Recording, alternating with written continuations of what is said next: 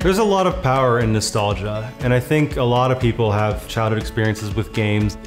There's just so much texture to it, and just the sounds and the sights and the feel of it. My name is Glenn Fennessy, and I make retro-inspired electronics and gaming accessories. When I decided to get back into retro gaming, I kind of wanted to do it on my own terms. I thought I could do something that would feel nicer, would be easier on the eyes. I love choosing different hardwoods for a project, seeing how the character of the wood kind of meshes with the design. When I came across the X-Carve and I could really see people that were carving, hardwoods and thick hardwoods at that, that's when I could kind of envision the potential of what I could do with the machine and how I could use it in my work.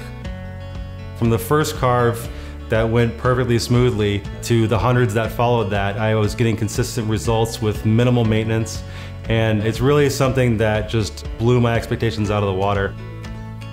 When I found out that X-Carve used their own web-based software called Easel, that was something that was very attractive. And I was able to create an account before I even bought anything. I was able to design some objects, look at the 3D preview. I think as long as you can envision it in your head, it's pretty easy to get that into a carving. I wasn't trying to sell things at first, but of course I was sharing these things on social media, and to my surprise and delight, a lot of people really enjoyed it and gave me some great feedback. I started selling objects that way, and that kind of was what really was a catalyst to show me that this is possible and this is something that I could really do as a business.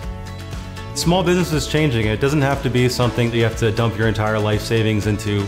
The X-Carve, in the grand scheme of it, it's a relatively small investment, and that's something that you could recoup fairly easily just by working in the evenings, on the weekends. You really see that in the maker community these days. You get people of all levels that can really make cool stuff.